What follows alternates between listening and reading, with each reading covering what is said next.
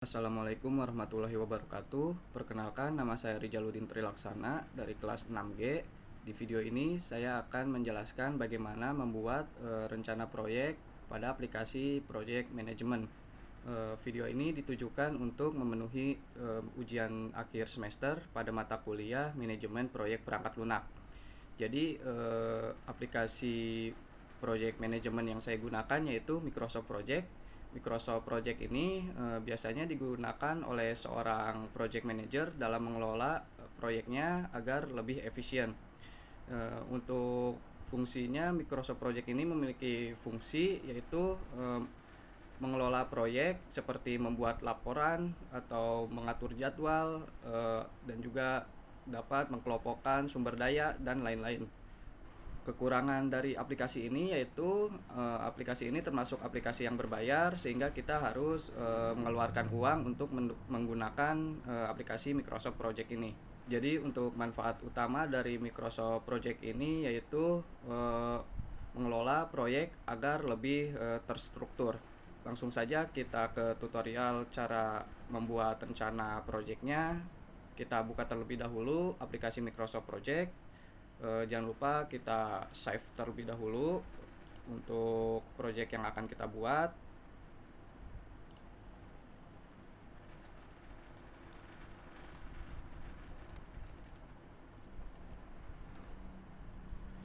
Setelah kita simpan project yang akan kita buat ini, kita atur terlebih dahulu jadwal projectnya, yaitu jadwal dimulai projectnya kapan. Kita masuk ke tab project, lalu kita pilih project information. Nah, di sini kita atur jadwal mulai projectnya yaitu kapan. Kita pilih tanggal 1 Juni 2021 untuk mulai projectnya. Dan di sini kalendernya kita pilih standar. Sebenarnya kita bisa memilih kalender sesuai dengan keinginan kita, karena kalau kita memakai kalender standar ini untuk hari libur nasional tidak termasuk dalam kalendernya. Jadi kita dapat mengcustom kalendernya dengan mengklik tab project, lalu pilih change working time, lalu create new calendar. Di sini kita bisa pilih kalendernya atau bisa kita buat kalendernya.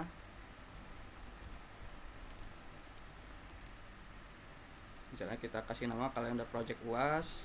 Setelah dibuat kalendernya, kita masukkan hari libur nasional atau hari libur lainnya dengan mengisi tabel di sini. Kita isi misalnya hari libur nasional 1. Bisa kita atur tanggalnya, misalnya diatur pada tanggal 9 Juni, yaitu 1 hari libur nasionalnya. Kita juga bisa tambah hari libur nasional 2. Bisa kita atur tanggalnya, misalnya kita atur pada tanggal 12 Juni atau enggak tanggal 10. Kita oke. Dan seterusnya bisa kita atur tanggal yang lainnya. Setelah itu kita bisa oke, lalu kita kembali ke project information untuk mengatur jadwal mulai projectnya. Misalnya kita atur project ini akan dimulai pada tanggal 1 Juni 2021 dengan kalender yang telah kita buat tadi, misalnya kalender project UAS, lalu oke. Setelah mengatur jadwal mulai project, kita bisa isi tabel rincian kerjanya di sini. Misalnya untuk task name-nya kita kasih, misalnya kita akan membuat suatu project dengan metodologi SDLC waterfall. Bisa kita isi di sini requirement.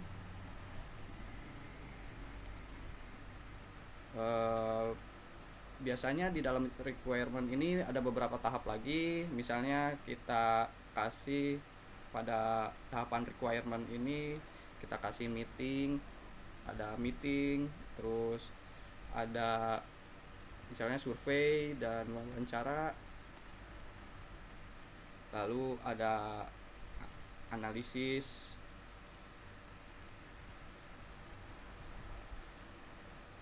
Nah, karena meeting, survei, dan wawancara dan analisis ini adalah bagian dari requirement, berarti kita harus indentansi terlebih dahulu. Ketiga tahapan ini kita blok, ketiga tahapan ini. Setelah itu kita pergi ke task, lalu kita pilih indent task agar ketiga tahapan ini ada di dalam requirement atau tahapan requirement. Selanjutnya yaitu biasanya ada tahapan desain. Misalnya di dalam desain kita ada meeting, lalu ada desain aplikasi, desain tampilan,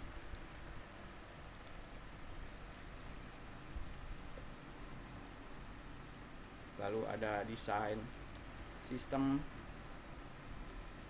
Jangan lupa kita indent terlebih dahulu ketiga tahapannya.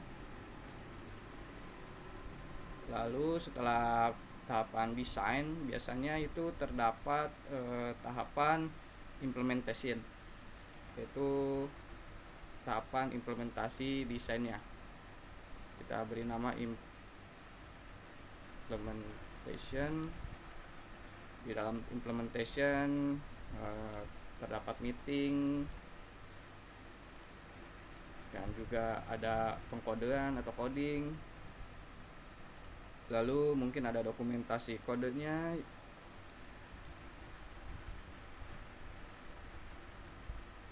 Nah, mungkin ada 3 tahapan ini. Kita indent terlebih dahulu. Setelah implementation biasanya ada verification. Di dalam verification seperti biasa terdapat meeting, lalu ada testing,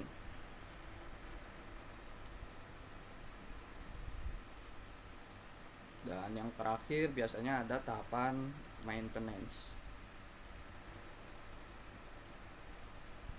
Di dalam maintenance ada meeting seperti biasa, lalu ada analisis sistem,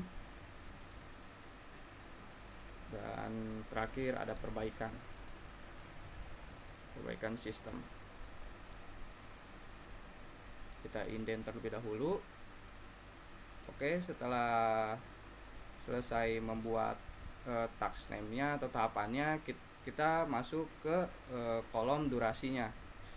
Misalnya kita inputkan durasi dari setiap tahapannya. Misalnya di meeting ini kita masukkan 1 hari, yaitu di awal.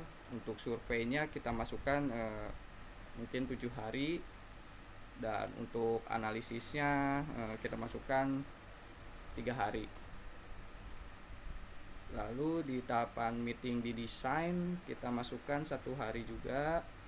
Desain tampilan kita masukkan 7 hari. Desain sistem 7 hari. Lalu untuk meeting di implementation 1 hari. Untuk coding mungkin kita masukkan sekitar 2 bulan, dan dokumentasi kodenya kita masukkan 7 hari.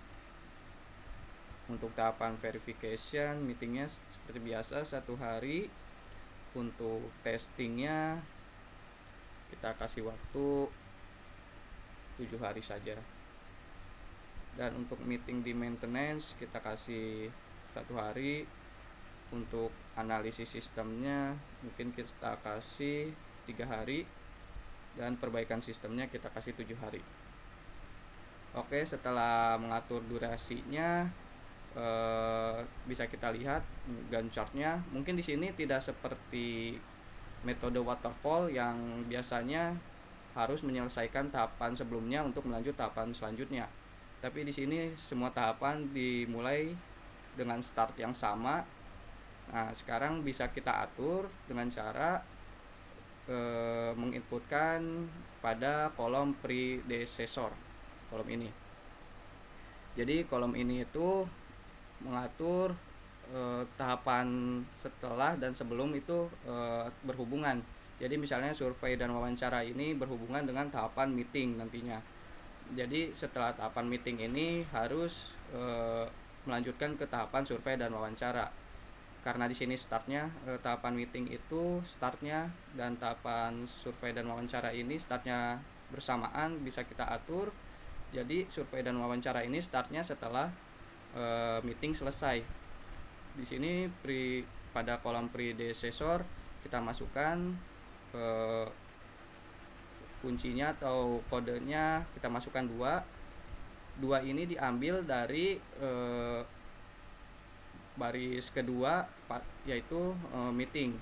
Jadi kita masukkan 2, lalu pada analisis kita masukkan 3 karena sebelumnya yaitu tahapan survei dan wawancara ini pada baris ketiga.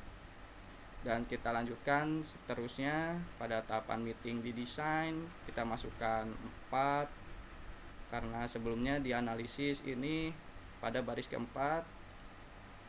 Desain tampilan dan aplikasi kita masukkan 6, desain sistem 7,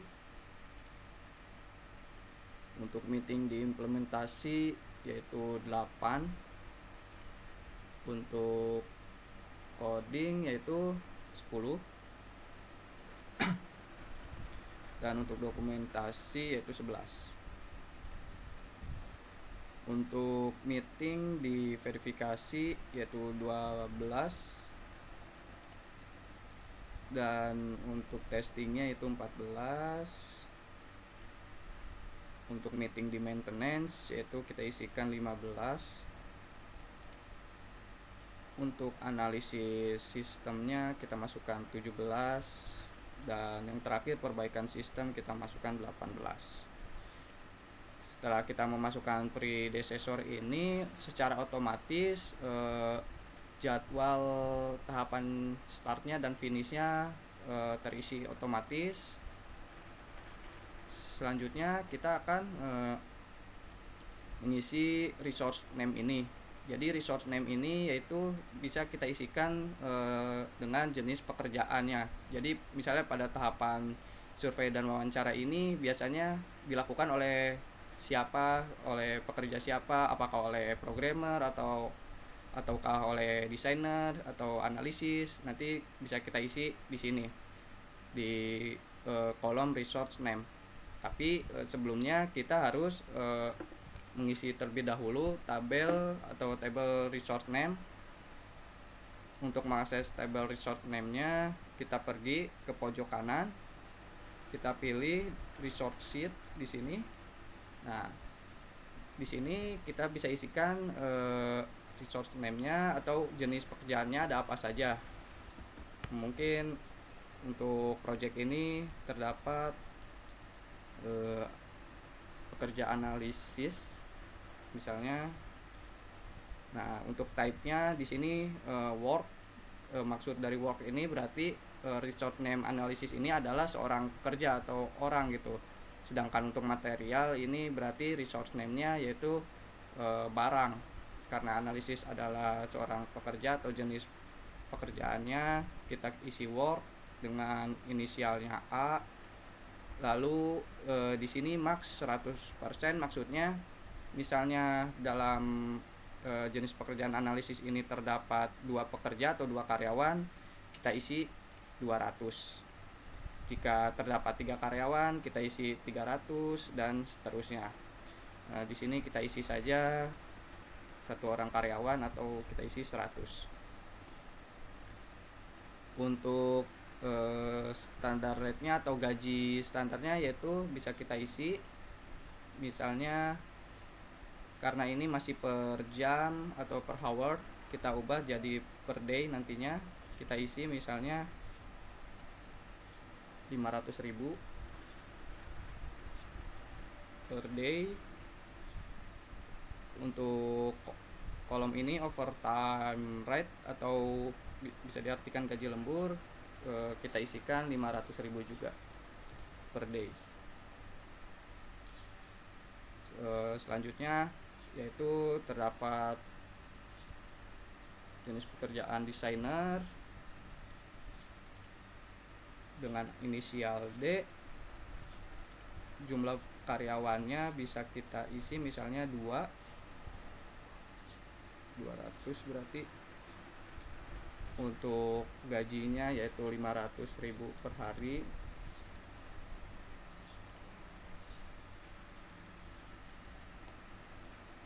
Selanjutnya yaitu terdapat programmer dengan inisial P. Untuk programmer ini terdapat 3 orang programmer.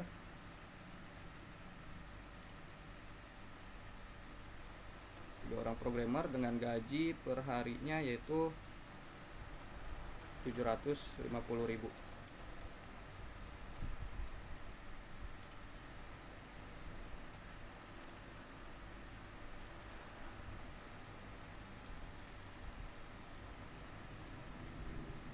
Setelah itu terdapat seorang tester pada proyek ini dengan inisial D, dan seorang tester ini terdapat satu orang karyawan.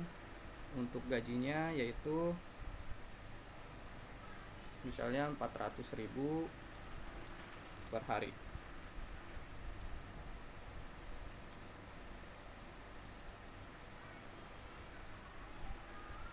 Nah, jika resource name atau jenis pekerjaan atau material sudah diisi, karena saya hanya membutuhkan jenis pekerjaannya saja. Jika sudah terisi sesuai dengan project, kita bisa kembali ke Gantt chartnya,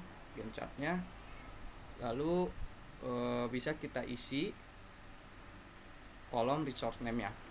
Misalnya pada requirement meeting ini bisa kita isi dengan analisis, seorang analisis yang akan menganalisa proyek atau aplikasinya. Untuk tahapan survei dan wawancara diisi oleh analisis, dan untuk analisis sistemnya diisi oleh analisis.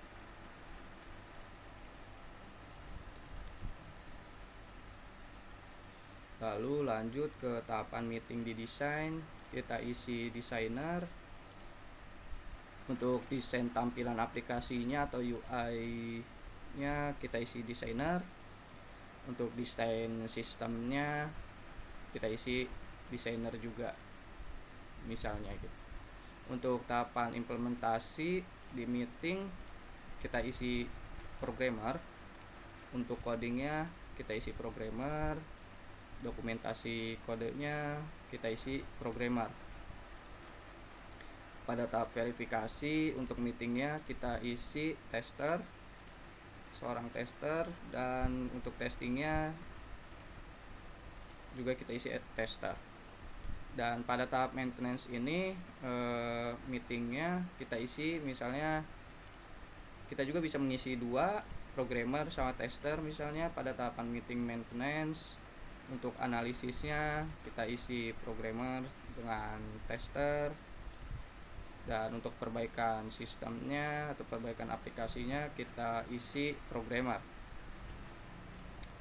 Nah, setelah itu untuk mengetahui berapa sih pengeluaran yang kita keluarkan, jumlahnya berapa dalam setiap tahapannya, kita bisa klik kolom add new column dengan kita isi cost. Secara otomatis gaji yang sudah kita isikan pada resource name ini, pengeluaran yang sudah kita isikan pada resource name ini secara otomatis akan masuk pada kolom cost. Nah, mungkin kita ingin mengetahui berapa sih jumlah pengeluaran totalnya dalam proyek ini dan berapa lama proyek ini akan selesai. Kita bisa pergi ke format, lalu kita checklist project summary text. Maka di sini akan terlihat pada baris ke-0 ini dengan nama project UAS misalnya yang sudah kita save tadi nama filenya. Untuk durasi pengerjaan proyek ini yaitu 113 hari, dan untuk pengeluaran dalam pengembangan aplikasi ini yaitu 77.050.000. Mungkin sekian penjelasan bagaimana cara membuat rencana proyek sederhana pada aplikasi Microsoft Project. Mudah-mudahan dapat dimengerti dan bermanfaat untuk kita semua.